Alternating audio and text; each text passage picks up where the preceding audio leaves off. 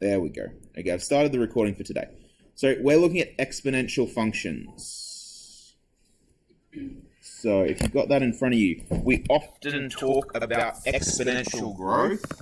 I know for me there's a podcast I listen to, and the host always says such and such was exponentially bigger. Doesn't make sense.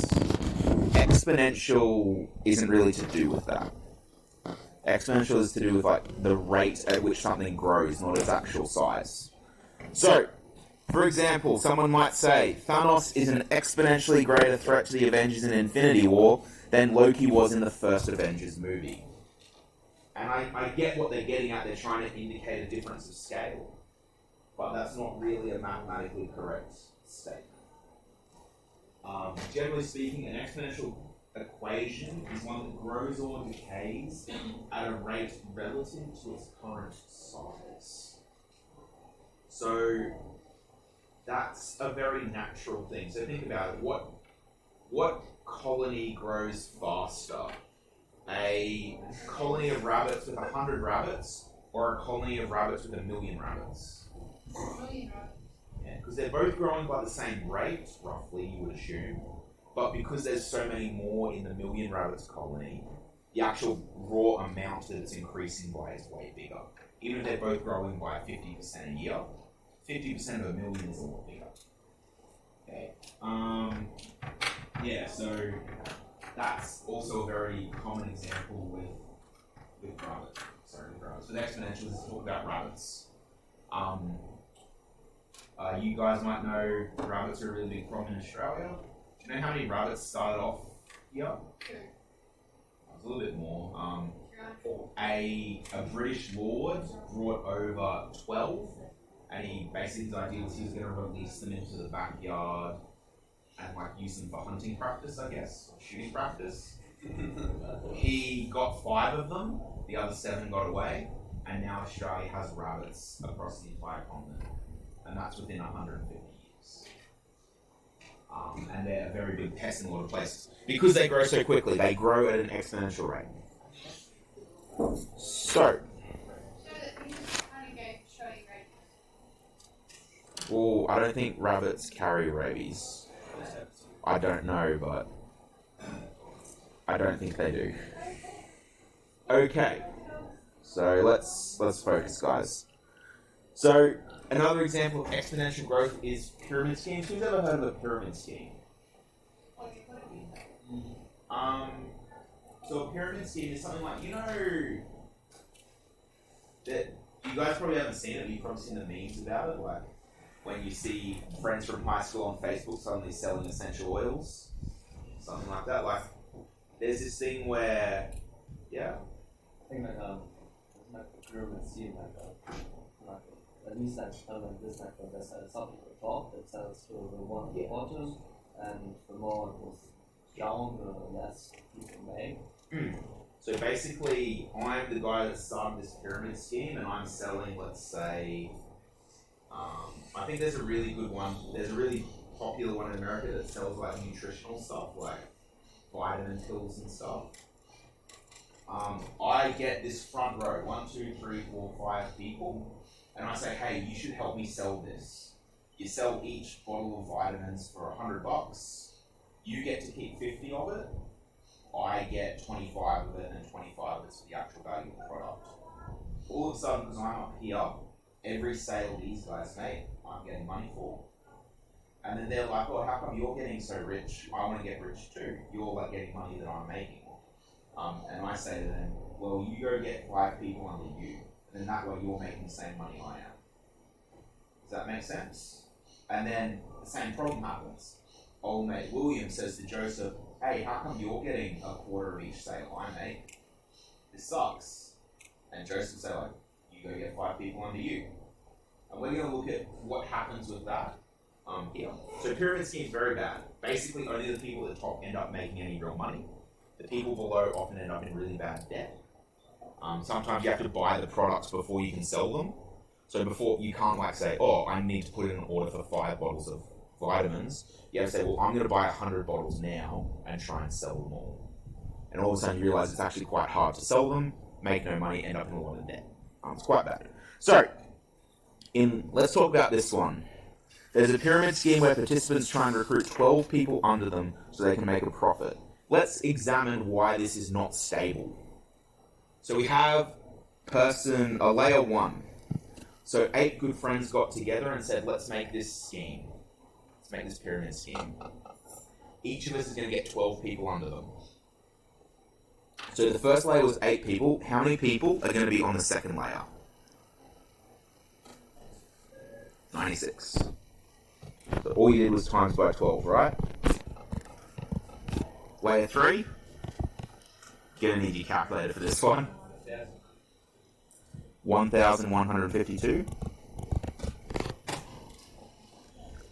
Already you can sort of see why pyramid schemes don't work long term. I know we're actually talking about exponential functions, but I just think it's fascinating about pyramid schemes. So many people get sucked into them. Can you imagine this started in these 8 people from Charles Towers? They started selling their whatevers, and they've got some people under them. All of a sudden, there's 96 people, and probably most of them all still in Charles Towers trying to sell this stuff. So all of a sudden, it's a saturated market. There's no need for that. Then all of a sudden, there's already 1,000 people trying to sell this. And these 1,000 people aren't making any money yet. It's only these 100-odd people that are making any money. Okay, what's at the next level? 13,824. You say 13,824?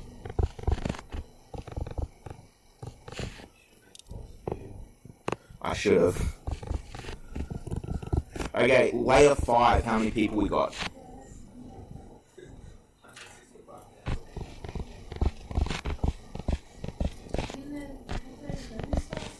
Yeah. Layer 6, how many we got? So 1.9 mil. Layer 7. It wouldn't be 2.3 million.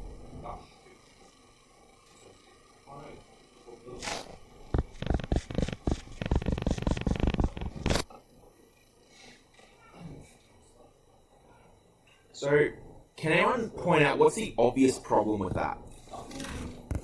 Population increase better, like 7. Yeah. So that's really important. All of a sudden, like 1 person in 4 on the planet for this pyramid scheme to keep working has to be working for it. Huh? Oh, 24 million. Right. That makes a lot more sense. Ryan.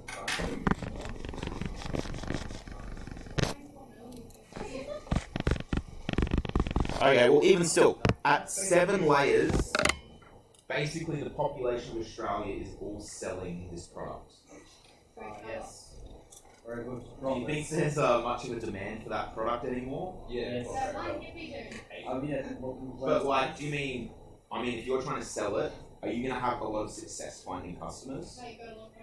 Just get China addicted to it. The British already tried. Yeah, It almost worked, I guess. Okay. So, this is the world's population can't support that model, can it? Because eventually, basically, the whole population of the... Like, you went another layer or another 2 or 3 layers, eventually you're going to get to the whole population of the Earth giving you over it. And that's just the sellers. Let's go for it. And if you figure, you have to have a lot more buyers than sellers to make a product. Yeah, that's true. So, this is why there are too many sellers, not enough buyers, eventually. So, basically the problem is each layer underneath, you're not going to be able to fill that many spots. But realistically, what layer do you think the pyramid would start to collapse at? Well, probably not there. Because remember, the layer 1, they've got it made. They're getting money from every sale. Layer 2, they're getting money from every sale under them, so they're doing really well. Don't get me wrong, there are people that are multi-millionaires from pyramid schemes. But they're the people that got in at the beginning and got lots of people under them. So, where do you think this falls apart? These guys are doing pretty well. I'd say even these guys are probably, they might not be doing well, but they might be making a bit of a profit. It's probably these guys that are further down that, nah, it doesn't work. It doesn't work past a certain point.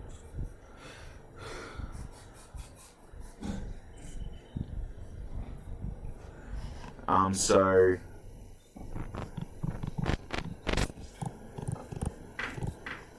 the scheme becomes quickly unstable.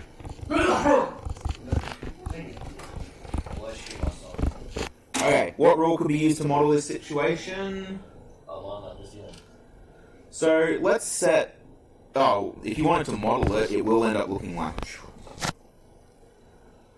I need the sound effect too, it's very important.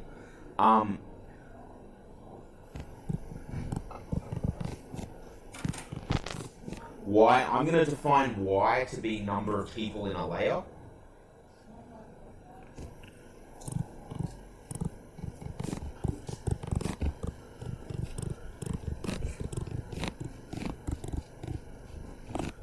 Equals, well, it's going to start out with the people in layer 1 was just 8. There were those 8 guys that started it, or girls.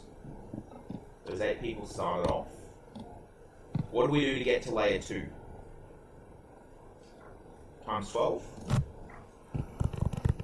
To get to layer 3, we times 12 again. Times 12, times 12, times 12, times 12. So we're just going to times 12 the number of times that, how many layers we want. Make sense? So if we wanted to know how many people in the 10th layer, 8 times 10 to the 12.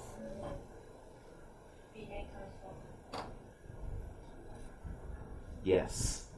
Sorry. 8 times 12 to the 10. Wow. So that gives us our general rule. Generally, it'll be fx, where fx is just the amount or the size of whatever you're talking about. That's over there. Times b. B is what we call the initial condition. If your colony of rabbits was 16 big to start with, your initial condition would be 16. In that one, we had 8 people to start with. So our initial condition is 8. Don't just say 18. Okay, good. I'm going crazy. Yes. If you put your money into a savings account that gave compound interest, your initial condition is how much money you put into that account. So B is just your initial condition. And then A is what we call the growth rate. In that question before, our size was timesing by 12 each time. If we had a colony of bacteria that doubled every day, its growth rate would be 2. If we had a savings account that increased by 7% per year, its growth rate would be 1.07. Does that make sense? If you if you found out that the population of Charles Towers is decreasing by 3% per year, your growth rate would be 0.97. At the end of each year, there's 97% left. Okay, we'll look at a bit more how that works in one of these questions. So what we're going to do is we're going to, for the following situation, solve for x of 1, 3, and 10. So we have an algae colony that starts out at 5.2 centimeters squared in size, and it increases by 50% per day. So let's set up our rule. I'm going to say area as a function of time. So instead of fx, I'm just going to say area compared to time is equal to our initial condition, 5.2, times, so I don't want to have a guess, what would my growth rate be? Right? It's not 2. 1.5. 1.5. Because we're increasing by 50%. That one, if you had a growth rate of 1, that would actually stay the same, wouldn't it? Because 5.2 times 1, no matter what power you raise that 1 to, it's going to stay the same. But 5.2 times 1.5, it gets half as big each time. Half as big again, I should say. 0.5 T. And that's per day, isn't it? Yeah, per day. So that means the area on day 1 times 1.5 to the 1. And that would be what? 7.8.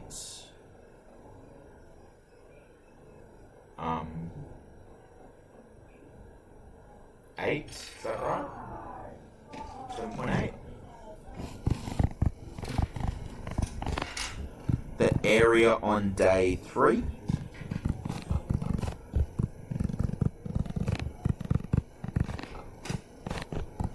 I can't do that one in my head. What would our area on?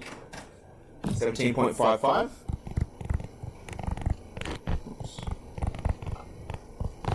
And then our area on day 10 would be 5.2 times 1.5 to the 10.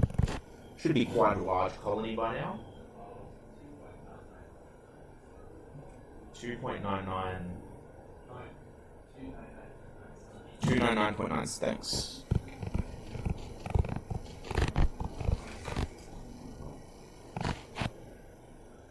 Okay, so our area after 10 days is 300 square centimeters. So if you look, it was at 5 centimeters roughly on the first day. So in 10 days, it's increased its size by about 60 times. It's about 60 times bigger than it started out. So when you talk about exponential growth, that's what you're talking about. It starts off slow and it radically increases. Oh, thank you. Okay. Is that making sense, guys, how we're doing this? Yeah. Okay, let's have a look at this next one. A bank account contains that much money, and every year you have to pay a percentage fee based on how much money you have in it. Kind of sucks for the rich people, but I don't feel that bad for them. So, I don't know, what letter should I use for this? Savings. Savings based on time, again, is equal to, what's our initial condition? Yeah? Yeah. That much. 507,000 odd. 962. Okay, does anyone want to have a crack at our growth rate for this one? For this? Not quite. That would be if you're losing 3% per year, but it's 0.3%. Oh, so it's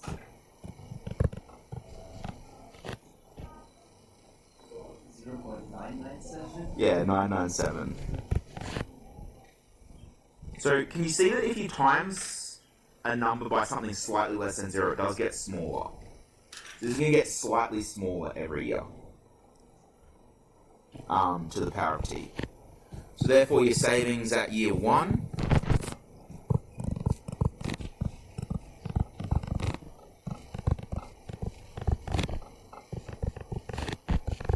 someone Paul?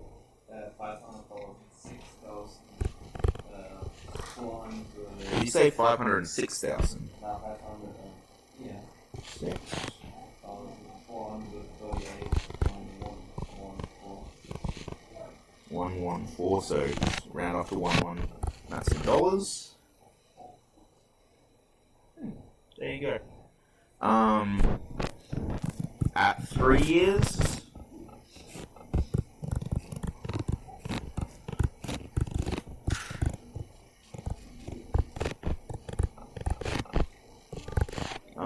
Paul.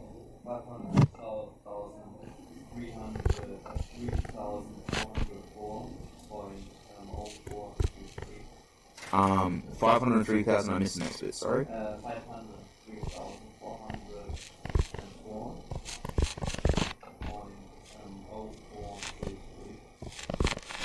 04. And after 10 years, times 0.997 to the power of 10. Yep.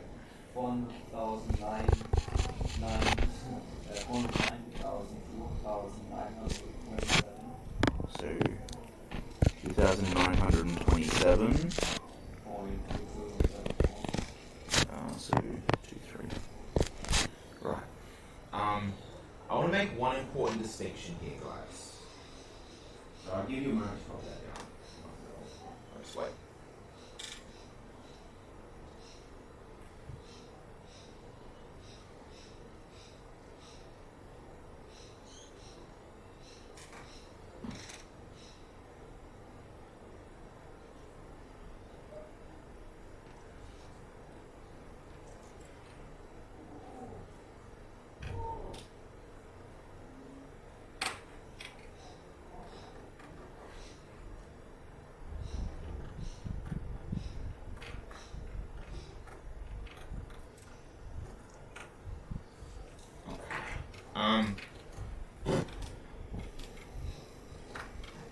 Okay, so for this one, we start small and we sort of get bigger like that. Is that fair to say?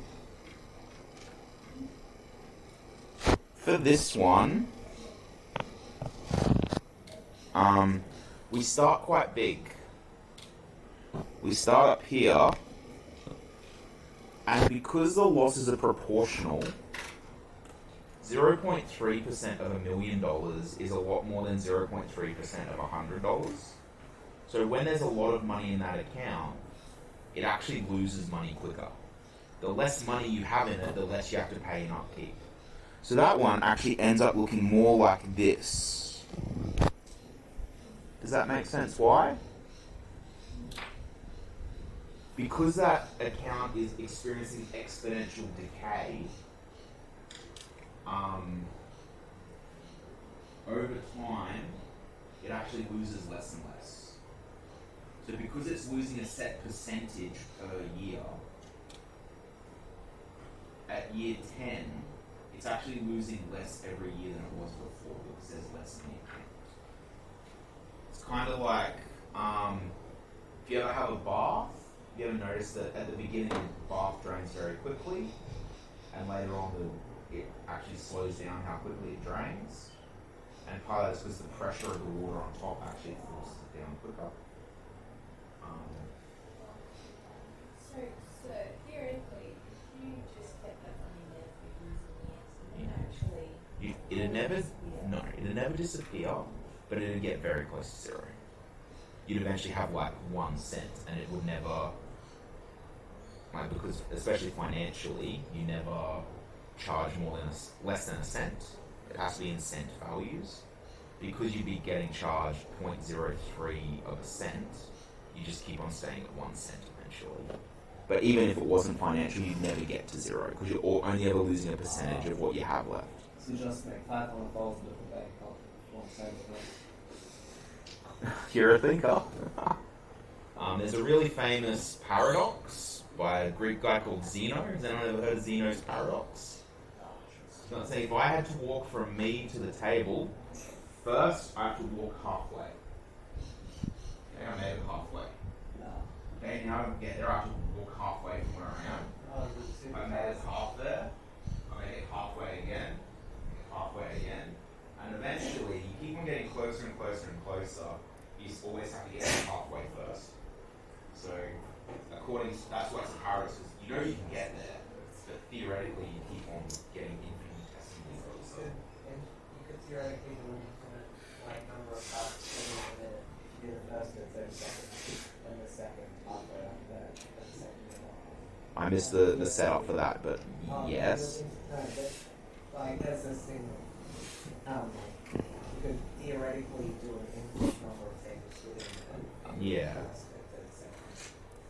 So there's a And obviously there's real life constraints that stop that, but theoretically, yeah. Oh. One question, why does the need not go to a better bank that actually gives the money for saving this amount of them than taking money? The answer to that is I made this question up. No real bank does that I know of. I made it up to prove a point. That is Is the... that like basically a scam? Don't like the banks normally give you money for investing the money in Yeah. Yeah, they do. You just got scammed. Scammer gets scammed. Okay. So let's have a look at the next page. Town in North Queensland is growing at 8.7% every year due to new job opportunities. If its current population is 150,000, find a model that predicts the town's population over time, and B, how long it takes to reach 250,000 people. So, does anyone want to have a crack at what our model would be? So we probably set our output as population, right? So population as a function of time, we'll figure out. What's the initial condition, Bree? No clue? I think you just said it. What was it? Yeah, 150,000. What's the growth or decay rate? Are we increasing or decreasing? I don't know what that means, Daniel. Going. Let's not do that one again. Jesus. Oh my god. Okay, so it's going up. It's going up. So the rule of thumb is your growth rate, if it stays the same, it'd be 1. If it's going down, you minus away from it. If it's going up, you add to it. So ours is going up by 8.7%. So if you add 8.7% to 1, what number does it give you? No. If you add 8.7% to 1, what would your new number be?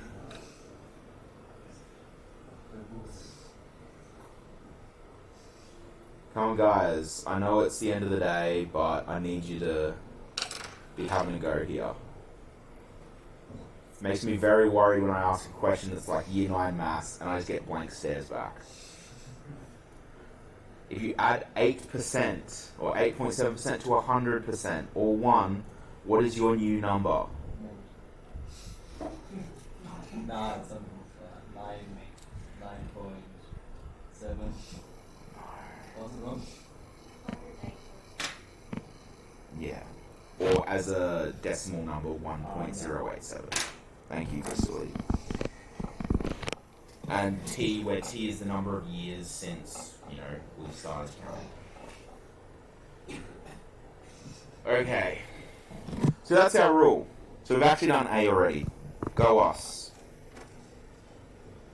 B is going to be a little bit trickier. B. Find how long it takes to reach 250,000 people. How many years? Do we have some ballpark guesses? How many years?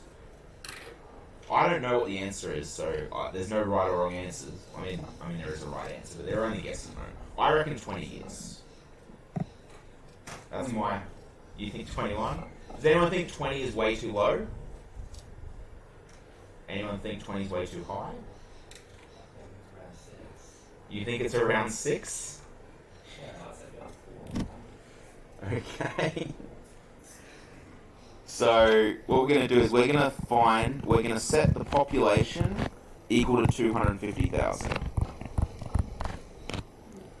So that means 250,000 equals 150,000 times 1.087t. Oh my goodness, it's a log question. So we're going to simplify this, make it a little bit easier.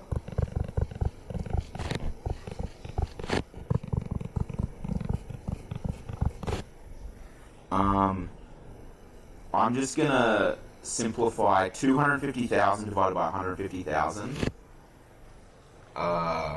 Just cut off the thousands. 25 over 15 is 5 over 3.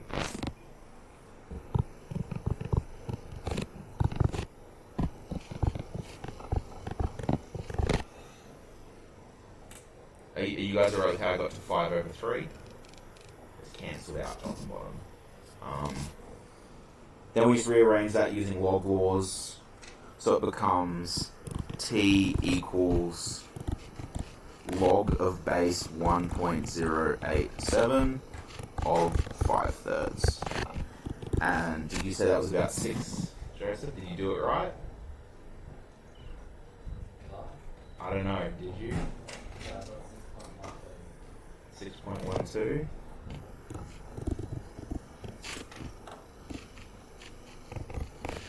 Here's a look at how you did it. Oh, yeah. Oh, you just did this. Right. Yeah, so about 6 years. Well, I was way off with 20. Kind of makes sense if you think about it. 8.7%. Let's call that almost 10%. So in the first year, it grows by 15,000 people. Pretty big growth. In the next year, it'll grow by a bit more because those extra people are there now as well. The third year, it'll grow by a bit more. You might be adding up to like 20,000 now. And you can see it won't take long for them to get that extra 100,000 people.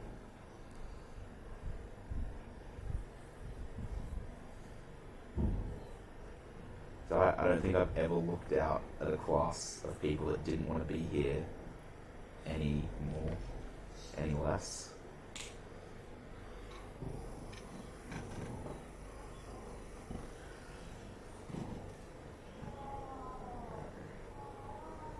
Just give me a moment, those you still getting that down?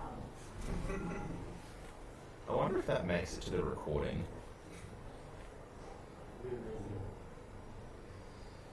Okay. So, does anyone need more time on this one? No? Yes? I see people writing, but I can't tell if it's just like doodling in the margins or if it's actually copying down.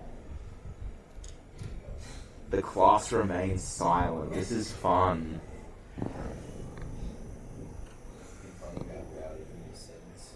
Oh, but I have a firm belief that if you're just sitting there copying down, you're probably not getting the most out of it. If you're actually there working through it with us, want to ask a question, actually thinking, oh, what would it be? That's when you're actually remembering how to do this stuff. You're making the connections in your brain.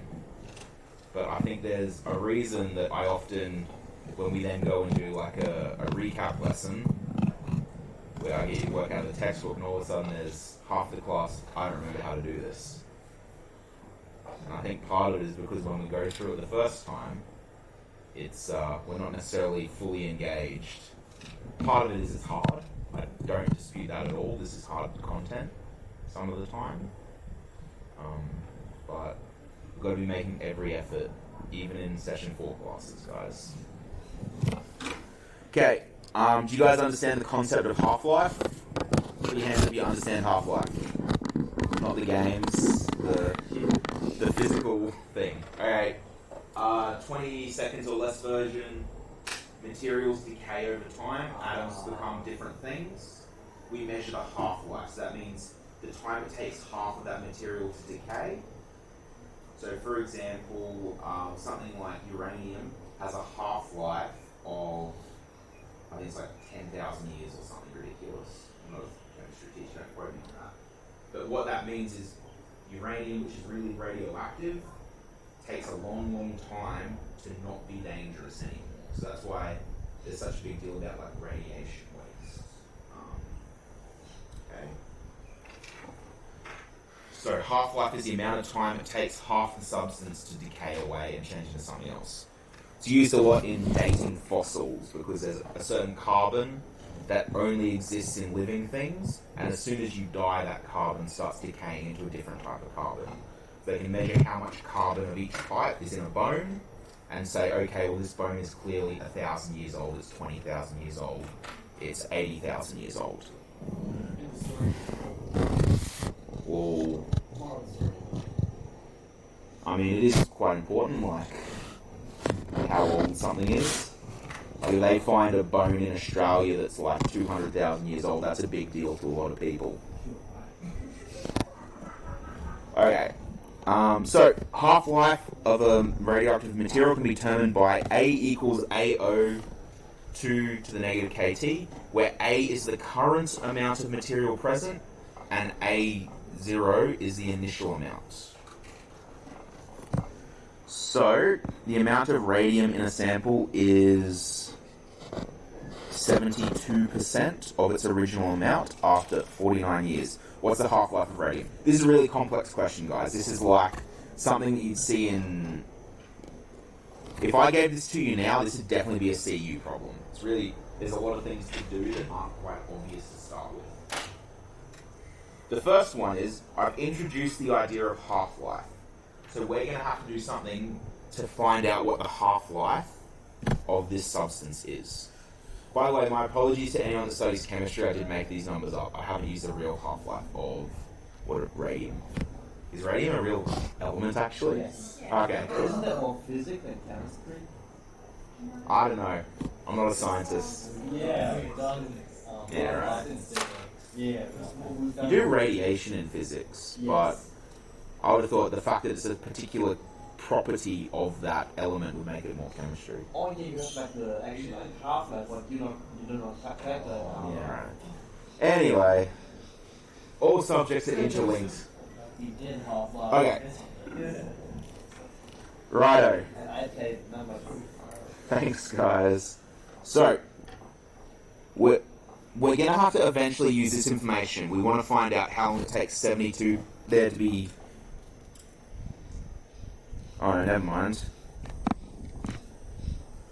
Whoops.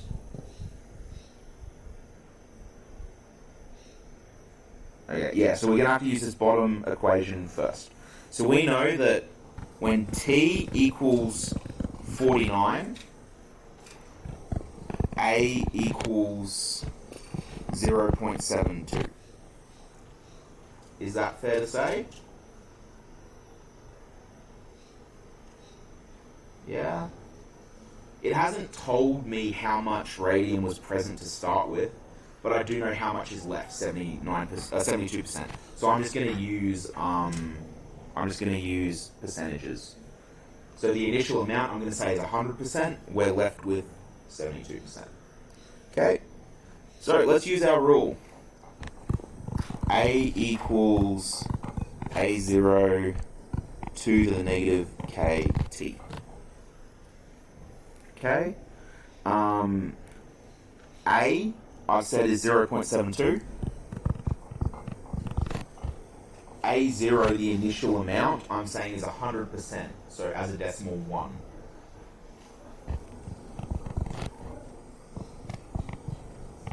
I don't know what K is. K is some constraint that we haven't figured out yet.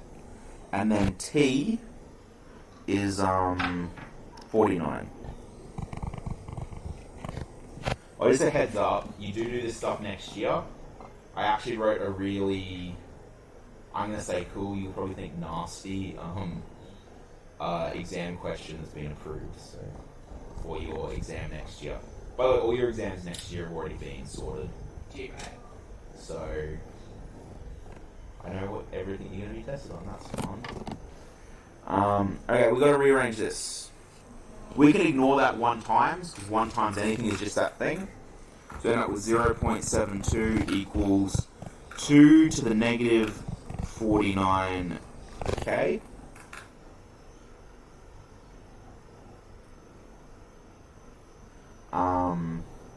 Log laws. Log 2 of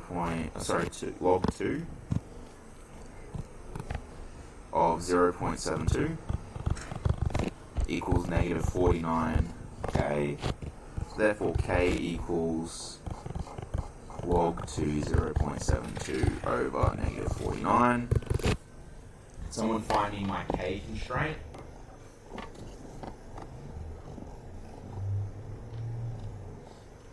What does k equal? I should really point out here, guys, this question hasn't actually asked us to find k. What are we actually trying to find at the end of the day? Yeah, how long is the half-life? So eventually we're going to be solving for t. We can't solve for t while we have an unknown variable. You've got to find out what k is before we can have t as an unknown. That's the only reason I'm finding k right now. So did you find it, Ryan? Oh, you were looking at me significantly while holding a calculator. I got excited.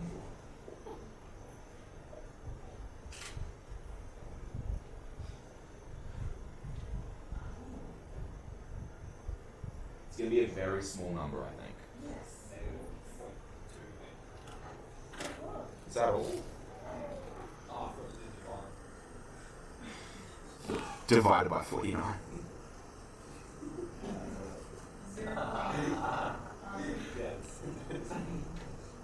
You've got to understand I can't see that from here. What is it, sorry? 0.0096. Is that negative that, or is it positive that? Oh, conflicting accounts. This shouldn't be that hard.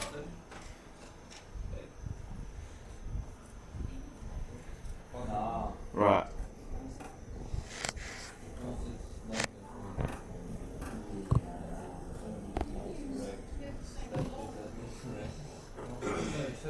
Times the negative power gets to 0.72. And that's equal to a negative number. Oh, no. So you get a negative number here, and that's equal to a negative number. So if k was negative, then make it positive. Okay, yes. I get you. So Okay. I've got something strange. Oh my goodness. Yeah, show us. Oh yeah, so times 10 to the 3, negative 3. Move the decimal place 3 to the left. Okay, so let's actually try and solve the problem. We can actually solve the problem now. We figured out all the unknown variables. We're going to find, what would our initial amount of radium be? What would we set AO to be, or A0? What's our initial condition going to be? What did we make it in the last one? 1 or 100%? Is there a reason to change that for this one? Not really. A0 equals 1. How much radium do I want to be left? Half, so what would that be? Yeah, 0.5. K is just what we figured out before. That's constant for each problem. And then we're going to try and find out time. Yes, Daniel. What is the half-life of radium? Oh, whoops. Half-life. Okay, so we have our rule.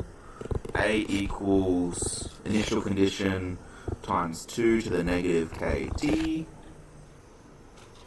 Okay, so 0.5 equals 1 times 2 to the negative 0.0096 t. So log 2 of 0.5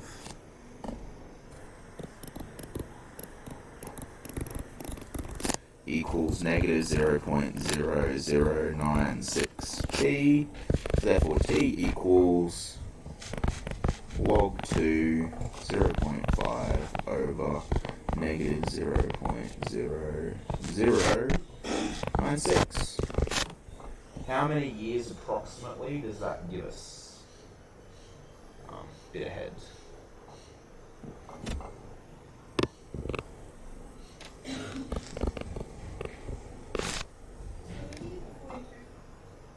$42. Where am I looking? Is that 42? Yeah, here that's 1 times 2. 104. Approximately 104 years is the half-life of radium, according to my made-up numbers, which are definitely not true. No. Does anyone know what the real half-life of radium is? I don't know. Yeah, the heavier elements have really long half-lives. I think the half-life of carbon is about 5,000 years, or 2,000 years. It's one of them.